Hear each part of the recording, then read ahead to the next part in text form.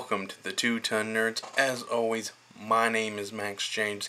It's day 3 of the 31 Days of Fright horror movie project, year 2, and tonight I will be watching The Grey, directed by Joe Carnahan and starring Liam Neeson.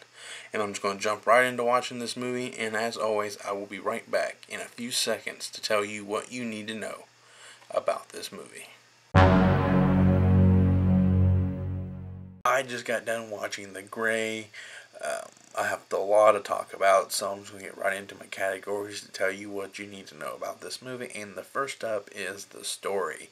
The story follows Ottawa, who is Liam Neeson, and a bunch of oil drillers who is stranded in the Alaskan wilderness after their plane goes down, and they are slowly hunted by a pack of wolves. And I know this storyline has been done before, like Man vs. Beast and Man vs. the Elements, which is the snow, and Man vs. Man, because there's quite a few confrontations within the movie between Liam Neeson's character and a few of the fellow survivors. But this is just done really well overall, combining these Man vs. Beast, which is the wolves, and the elements, snow and such. But it's done really well, like I said, and it's probably one of the better ones I've seen as of the last few years that kind of tackle this kind of man versus such, whatever.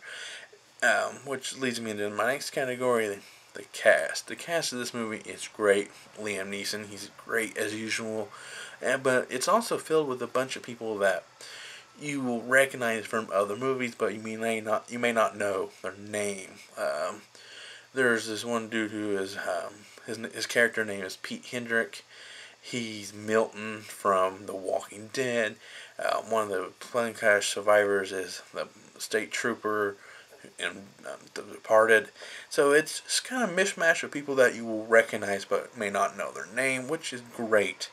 But very distracting at times, trying to figure out, where did I see that person from?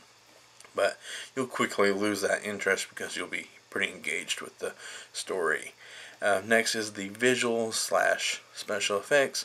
The visuals is the snow. The snow for this movie is just fantastic. It looks like they are really traveling in the Alaskan wilderness, trying to fight and survive these wolves. And the special effects is the wolves themselves. And I mentioned this in the last couple of videos because they both have animal effects. And in these, they've gotten progressively better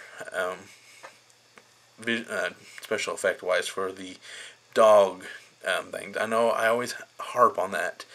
No matter what movie it is, it just, a fake dog looks like a fake dog, and it just bothers me so much. But they kind of limit that a lot. They keep it CG. You can tell they're CG, but they're not horrible CG. But they kind of keep it like a Jaws kind of thing. The less you see of them, the more terrifying they are, and which makes it great. But that's really all I gotta say.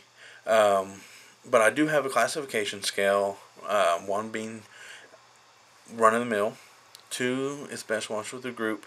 3 is more than average horror, but adds nothing new to the horror genre. 4 helps to move the horror genre forward, and 5 being a horror classic. And I know The Grey isn't technically a horror movie, but it has horrific things that go throughout the movie, so I classify it as horror. And it's a 3. It's more than average.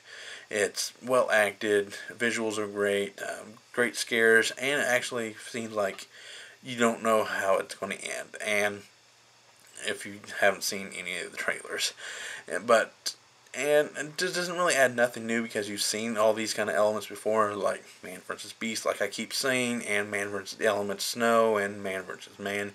But they're all done well, like I've said. So that's really all I gotta say. My name is Max James, and I'm going to go geek out.